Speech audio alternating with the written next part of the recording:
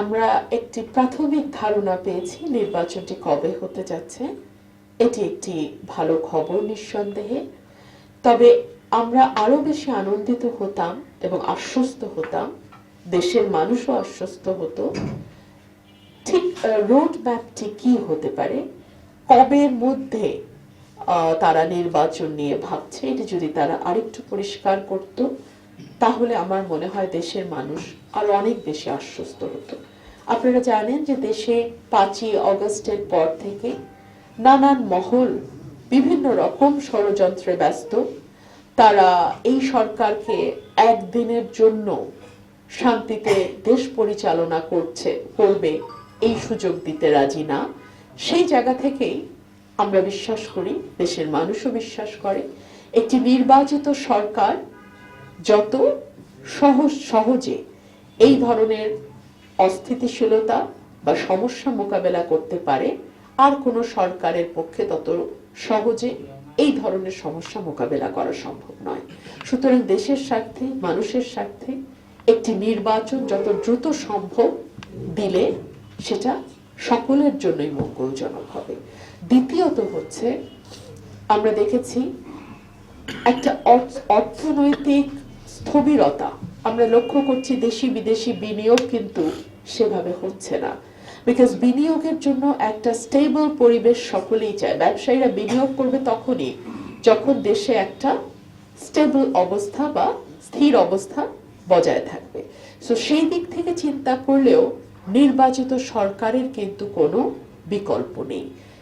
সুতরাং আমরা আশা করব এই অন্তর্বর্তীকালীন সরকার আমাদেরকে একটি রোড ম্যাপ দেবে, কি কি সংস্কার তারা কতদিনের মধ্যে সম্পন্ন করে মানুষের ক্ষমতা মানুষের হাতে ফিরিয়ে দেবে, এটা আমাদের একটি প্রত্যাশা। আমরা তো একটা নতুন বাংলাদেশে প্রবেশ করেছি, তাই না? এই নতুন বাংলাদেশটা আমরা কেমন বাংলাদেশ দেখতে চাই? আমি একসময় বলেছিলাম যে কিছুদিন আগে পর্যন্ত যখন বিএনপি সরকার ক্ষমতায় ছিল, আমরা কিন্তু পত্রিকার পাতার প্রথম পাতায় আমরা দেখতাম কার্টুন ছাপা হয়েছে। এই কার্টুনে দেখা আমরা বহু বছর পাইনি। আমি অনেককে জিজ্ঞেস করেছি, আচ্ছা শিশির ভট্টাচার্য কি বেঁচে আছেন? উনি কি আর কার্টুন আঁকেন না? পরে আমি বুঝলাম যে কার্টুন আঁকার পরিবেশ আর বাংলাদেশে নাই। তো সেই জায়গা থেকে আবার আমরা ঘুরে দাঁড়িয়েছি, আবার আমরা নতুন বাংলাদেশ রচনা করবার স্বপ্ন দেখছি। এবং আমি আশা করব আমার প্রিন্ট এবং ইলেকট্রনিক মিডিয়ার যে ভাইয়ের বোনরা আছেন, আপনারা সাহসিকতার সঙ্গে সত্যকে তুলে ধরবেন। আপনারা কিন্তু সমাজের, রাষ্ট্রের চতুর্থ স্তম্ভ, যে 3টা স্তম্ভ বলা হয়, আইন বিভাগ, বিচার বিভাগ, নির্বাহী বিভাগ, এই 3টার বাইরে সবচেয়ে শক্তিশালী যে স্তম্ভ একটি রাষ্ট্রকে মেরামত করে, একটি রাষ্ট্রকে দাঁড় করিয়ে রাখে এবং রাষ্ট্র ও নাগরিকের মধ্যে সম্পর্কটাকে মজবুত করে, সেই চতুর্থ স্তম্ভই হচ্ছে গণমাধ্যম বা সংবাদপত্র। সুতরাং এই নতুন বাংলাদেশে আপনাদের দায়িত্ব কিন্তু অপরিসীম। আপনাদের প্রত্যেকের অবদান গত 15 বছরে আমরা কেউ অস্বীকার করতে পারবো না। অনেক চাপ ছিল, ভয় ভীতি ছিল, অনেকভাবে আপনাদেরকে চাপে রাখা হয়েছে। আর চাপ তো আসলে শুধু একপাক্ষিক না, মালিক পক্ষের চাপ আছে, সম্পাদকদের চাপ আছে। আপনারা হয়তো অনেক কষ্ট করে জেলা প্রতিনিধি হিসেবে পরিশ্রম করে একটা খবর পাঠালেন, এক্সক্লুসিভ একটা নিউজ আপনারা তৈরি করলেন, কিন্তু সম্পাদক সাহেব বললেন এটা তো আমি ছাপতে পারবো না, আমার উপরে তো চাপ আছে। সম্পাদক হয়তো সাহসী, তিনি ছাপতে চাইছেন, কিন্তু মালিক পক্ষ বলছে না, এখানে আমার ইন্টারেস্ট আছে, এটা এই খবর দেয়া যাবে না। সুতরাং এই যে চাপ, এই যে নানান পক্ষর একটা চাপের মধ্যে থেকে আপনারা কাজ করেছেন, তারপরেও আপনারা প্রত্যেকে অত্যন্ত সাহসিকতার সঙ্গে আপনারা ঝুঁকি নিয়ে, জীবনের ঝুঁকি নিয়ে, পরিবার পরিজনের ঝুঁকি নিয়ে আপনারা যতটুকু সম্ভব গণমাধ্যমে সত্যটাকে প্রচারের চেষ্টা করেছেন। না হলে যতটুকু খবর আমাদের কাছে এসছে ততটুকু খবর কিন্তু আমরা পেতাম না। আপনারা জানেন যে মূলধারার গণমাধ্যমের সাথে সাথে এখন কিন্তু সামাজিক যোগাযোগ মাধ্যমও অনেক শক্তিশালী হয়ে উঠেছে এবং দেশে দেশে যেভাবে স্বৈরাচারী শাসকের উত্থান হচ্ছে, আমরা ঘরের পাশে নির্বাচিত স্বৈরাচার মোদিকে দেখি, আমরা মার্কিন মুলুকে ট্রাম্পের উত্থান দেখি। এই ধরনের শাসকরা কিন্তু চেষ্টা করে মিডিয়াকে বা গণমাধ্যমকে যতদূর সম্ভব নিজের স্বার্থে ব্যবহার করতে। কিন্তু তার মধ্যেও মূলধারার গণমাধ্যমের সাথে সাথে সামাজিক যোগাযোগ মাধ্যমেও আমরা দেখতে পাই অনেক খবর যেটা হয়তো মূলধারার গণমাধ্যম নানান চাপে হয়তো প্রকাশ করতে পারে নাই, সেটা সামাজিক যোগাযোগ মাধ্যমে উঠে আসে। আমরা সিটিজেন জার্নালিজম বলি একটা কথাকে, তাই না? বাংলাদেশে সহ বিশ্বের সকল দেশে মোটামুটি প্রত্যেকের হাতে কিন্তু এখন একটা করে মোবাইল আছে। অনেক সময় আমি একটু মেজাজ হারানোর অবস্থা হলে আবার চিন্তা করি, আয় হ্যাঁ, এটা কিন্তু ভিডিও করে এখন দিয়ে দিবে সামাজিক যোগাযোগ মাধ্যমে। সো এই যে প্রতি মুহূর্তে গণমাধ্যম, সেটা মূলধারা হোক কিংবা সামাজিক যোগাযোগ মাধ্যম হোক বা সিটিজেন জার্নালিজম হোক, এটাও কিন্তু প্রতি মুহূর্তে মানুষকে একটা কন্ট্রোলের মধ্যে রাখে, নজরদারির মধ্যে রাখে, মানুষকে একটা চেক অ্যান্ড ব্যালেন্সের মধ্যে রাখে। সুতরাং আমাদের আগামীর যেই পৃথিবী আমরা চিন্তা করছি, সেই সঙ্গে আগামীর যে বাংলাদেশ আমরা চিন্তা করছি, এখানে কিন্তু গণমাধ্যমের ভূমিকা সবসময় শক্তিশালী ছিল, কিন্তু আগামীতে এটা আরো অনেক বেশি শক্তিশালী হবে। এবং মূলধারার গণমাধ্যমের সাথে এই যে সিটিজেন জার্নালিজম, এটার কিন্তু একটা কম্পিটিশন প্রতি মুহূর্তে চলবে। একটা সময় ছিল আমরা মূলধারার গণমাধ্যমটি দেখে আমরা যাচাই করতাম কোনটা সঠিক কোনটা ভুল। কিছুদিন আগে দেখলাম ডক্টর সলিমুল্লাহ বলছেন যে এখন আমরা সামাজিক যোগাযোগ মাধ্যম দেখে যাচাই করি কোনটা সঠিক কোনটা ভুল। রিগেল এম্পোরিয়াম হানিবার্ড অফারে জিতে নিতে পারেন ইন্দোনেশিয়ার বালিতে স্বপ্নের হানিমুন। বিকজ মূলধারার গণমাধ্যম নানান রকম চাপে এবং ভীতিতে তারা হয়তো সত্যটা পুরোপুরি প্রকাশ করতে অনেক সময় কিছুটা কুণ্ঠাবোধ করে। কিন্তু এই যে জুলাইয়ের অভ্যুত্থান, যেটাকে আমরা মনসুন রেভলিউশন বলছি, যেটাকে আমরা বর্ষার বিপ্লব বলছি, এই বর্ষার বিপ্লবটা কিন্তু এই সাংবাদিকতা বা মত প্রকাশের স্বাধীনতাকে কেন্দ্র করে সারা বাংলাদেশের আনাচে কানাচে ছড়িয়ে পড়েছিল। সুতরাং আপনাদের কাছে একজন ক্ষুদ্র রাজনৈতিক কর্মী হিসেবে আমার আহ্বান থাকবে, যেটা সত্য, যেটা সঠিক, সেটা যদি স্ট্যাবলিশমেন্ট বা পাওয়ারের বিপক্ষেও যায়, সেটাকে আপনারা প্রকাশ করুন।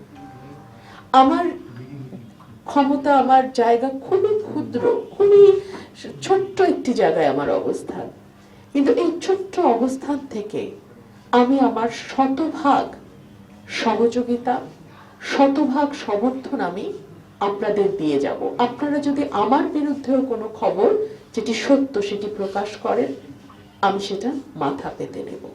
এটুকুই আসলে আপনাদের সঙ্গে আজকে আমার বলবার কথা। আইনজীবী, একজন রাজনৈতিক ক্ষুদ্র কর্মী এবং একজন মানবাধিকার কর্মী হিসেবে বিষয়টি আমাকে আঘাত দিয়েছে, খুবই আঘাত দিয়েছে। শুধু তো বিএনপি বলে ব্যাপার নয়, বহু নিরীহ মানুষকে আমি জানি টাকা দিলে মামলা থেকে নাম বাদ যাবে, টাকা না দিলে মামলায় নাম দেয়া হবে, এরকম ঘটনা ঘটেছে। এই ঘটনা শুধু ব্রাহ্মণবাড়িয়া না, সারা বাংলাদেশেই ঘটেছে।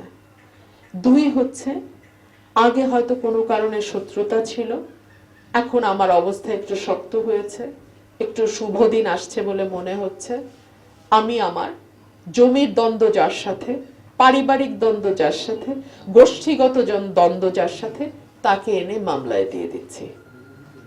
অত্যন্ত নেক্কারজনক। আমি প্রশাসনকে অনুরোধ করব, আপনাদের মাধ্যমে আমি পুলিশকে অনুরোধ করব আপনাদের মাধ্যমে, মামলা নেবার আগে দয়া করে যাচাই বাছাই করবেন। এক। দুই হচ্ছে, অনেকেই পুলিশ অফিসাররা বলেন মামলা নিতে আসলে তো মামলা নিতেই হবে। হ্যাঁ ঠিক আছে, মামলা নেন, কিন্তু পরদিনই গিয়ে অ্যারেস্ট করতে দৌড়াদৌড়ি করেন না। একটু খবর নেন, খোঁজ নেন, তদন্ত করেন। যদি তদন্তের সত্যতা পাওয়া যায়, নিশ্চয়ই আপনারা তাকে গ্রেফতার করবেন, দেশের প্রচলিত আইন অনুযায়ী নিশ্চয়ই ব্যবস্থা নেবেন, কিন্তু তার আগে সত্য মিথ্যাটা যাচাই করুন, তদন্ত করুন। আর যারা মামলা বাণিজ্যের সঙ্গে যুক্ত, তাদেরকে আমি বলবো সাবধান হয়ে যান। বাংলাদেশের মানুষ কিন্তু জীবন দিতে শিখেছে, বাংলাদেশের মানুষ কিন্তু ক্ষমতার বিরুদ্ধে শক্তভাবে দাঁড়াতে শিখেছে। এই শেখা জিনিস কিন্তু বাংলাদেশের মানুষ ভুলবে না। সাঁতার যে একবার শিখে, সে কিন্তু আমৃত্যু সাঁতার কাটতে পারে। সুতরাং সাবধান। সামনে অনেকগুলো প্রশ্ন। প্রথম প্রশ্ন হচ্ছে আগামী নির্বাচন কবে হবে। 2 নম্বর প্রশ্ন হচ্ছে সেই নির্বাচনে কি সকল রাজনৈতিক দল অংশ নিতে পারবে। There is an elephant in the room, আমরা এই কথাটা বলি, অর্থ হচ্ছে যে ঘরের মধ্যে একটা বিরাট কিছু সত্য সামনে এসে দাঁড়িয়ে আছে, কিন্তু আমরা সকলেই চেষ্টা করছি অ্যাজ ইফ সত্যটা নাই এরকম একটা ভান করার। না, সত্যটাকে আসলে সত্য বলেই আমাদের স্বীকার করে আগাতে হবে। আওয়ামী লীগকে কি নির্বাচনে আনা হবে? আওয়ামী লীগকে নির্বাচন করবে?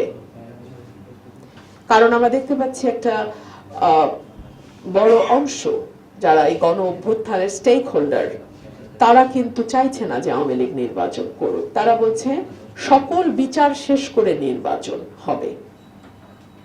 সুতরাং অনেক দিকে অনেক রকম প্রশ্ন আছে। আবার আওয়ামী লীগকে ছাড়া নির্বাচন করলে আমরা শুধু আজকে আর কালকে ভাবলে তো হবে না। আজ থেকে 10 বছর পরে কি হবে, 20 বছর পরে কি হবে, 50 বছর পরে এই নির্বাচনগুলোকে কিভাবে দেখা হবে। বলা হবে যে ওই 14-18-তে যা হয়েছে 24-এর নির্বাচন বা 25-এর নির্বাচনও তাই হয়েছে। তাই তো হবে, হবে না? তো সুতরাং এগুলো সকল কিছু মাথায় রেখেই তো নির্বাচনের পথটা আমাদের পাড়ি দিতে হবে। আওয়ামী লীগ যদি নির্বাচনে আসে, নির্বাচনে মাঠের পরিবেশ কি হবে? একটা কি মারামারি রক্তপাতের দিকে বাংলাদেশ যাবে? সুতরাং এই প্রশ্নগুলো আমি মনে করি সকলের মনে আছে, কিন্তু কেউ মুখে বলছে না। দয়া করে প্রশ্নগুলো নিয়ে আলাপ আলোচনা হওয়া উচিত, এবং এই প্রশ্নগুলোর সুরাহা বা সমাধান আলাপ আলোচনার মধ্যে দিয়েই হওয়া উচিত। আর রাজনীতিতে ডেফিনেটলি যতটুকু ডিজাস্টার হওয়ার কথা ছিল হাসিনা পতনের পরে, এমনকি হাসিনারা ক্ষমতায় থাকার সময় নিজেরাই বলতো আমরা চলে গেলে লক্ষ লক্ষ মানুষ মারা যাবে, হাজার হাজার আওয়ামী লীগের কর্মীকে মেরে ফেলা হবে, বাংলাদেশের মানুষ কিন্তু যথেষ্ট ধৈর্যের পরিচয় দিয়েছে। বাংলাদেশের মানুষ কিন্তু সেইভাবে, যেইভাবে ওবায়দুল কাদের বলতো যে কাউকে খুঁজে পাওয়া যাবে না, সবাইকে মেরে ফেলবে, সেরকম অবস্থা বাংলাদেশে হয় নাই।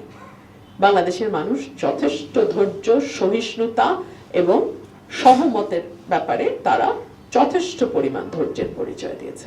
তো সেই জায়গা থেকে আমরা আশাবাদী হতেই পারি। তবে এইটুকুই বলবো যে একটা বিভাজনের রাজনীতি, একটা নির্মূলের রাজনীতির মধ্যে বাংলাদেশ গত 15 বছর ছিল। স্বাধীনতার পক্ষের শক্তি, বিপক্ষের শক্তি, মুক্তিযুদ্ধের পক্ষ বিপক্ষ, পাকিস্তান প্রেমী, ভারত প্রেমী ইত্যাদি ইত্যাদি ইত্যাদি নানান ভাবে বাংলাদেশের মানুষকে শার্পলি ডিভাইডেড, খুব খুব শক্তভাবে তাদেরকে বিভাজিত করে রাখা হয়েছিল। সেই জায়গা থেকে আমি মনে করি একটা উত্তরণ ঘটতে চলেছে, এবং আমি আশা করব, আমি সকলের প্রতি আমার বিনীত অনুরোধ থাকবে, জাতি ধর্ম বর্ণ গোত্র নির্বিশেষে বাংলাদেশটা যেন সকলের হয়। আমরা যেন বাংলাদেশপন্থী হই। আমি এক দল করি, আপনি ভিন্ন দল করেন, আরেকজন হয়তো আরেক দল করে, তাতে কিছু যায় আসে না ভাই। আমরা সকলেই বাংলাদেশের নাগরিক, আমরা সকলেই বাংলাদেশের মানুষ, আমাদের একটাই ঠিকানা বাংলাদেশ। এটুকু যেন আমাদের মাথায় থাকে।